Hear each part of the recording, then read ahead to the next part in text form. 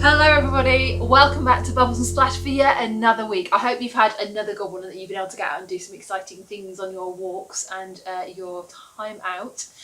We had all-age service this morning, so if you caught all-age service, you will have seen that we looked at the story of Daniel.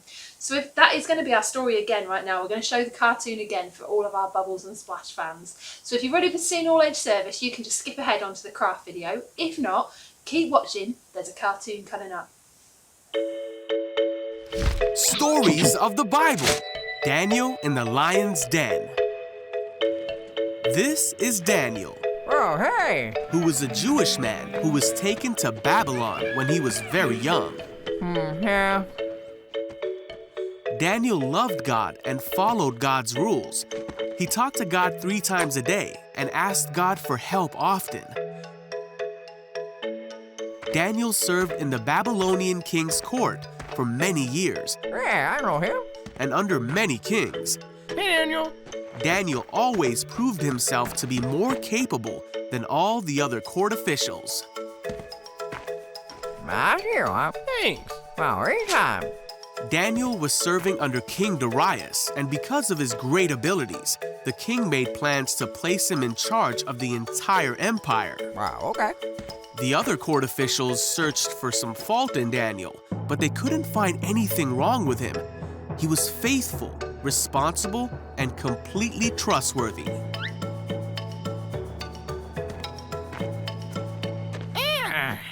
Wait. The court officials realized the only way to get at Daniel would be to challenge his faith. Come on. So they went to King Darius Excuse me, Your Majesty. and advised him to make a law that for the next 30 days, any person who prays to anyone except King Darius will be thrown into the lion's den. I like it. King Darius signed this law, and once a Babylonian king signed a law, it could not be overruled. When Daniel learned of this law, he went home and knelt down, as he always did, to pray in his room with the windows open towards Jerusalem. He prayed 3 times a day, just as he always had done, giving thanks to God and asking for his help. The officials went to Daniel's house and found him praying. Gotcha. They went to the king and reminded him of the law. I remember. Well, Then they said that Daniel had been found praying to God 3 times a day. What? When the king heard this, he was very upset, Get over here. and he spent the whole day trying to think of a way to save Daniel.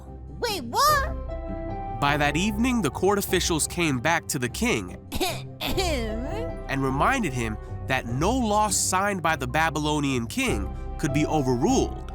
So at last, the king gave orders for Daniel to be thrown into the lion's den.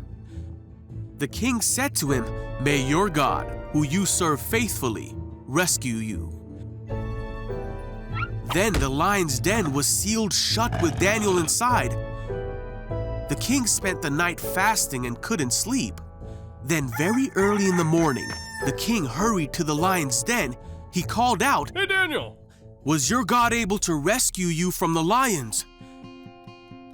And Daniel answered, "Long live the king! My God sent his angel to shut the lions' mouths so that they would not hurt me, for I have been found innocent in his sight." The king was overjoyed and ordered that Daniel be taken out of the lion's den. Then the king ordered the men who had schemed against Daniel to be thrown into the lion's den as punishment. Daniel was safe. There was not a scratch on him, for he trusted in God.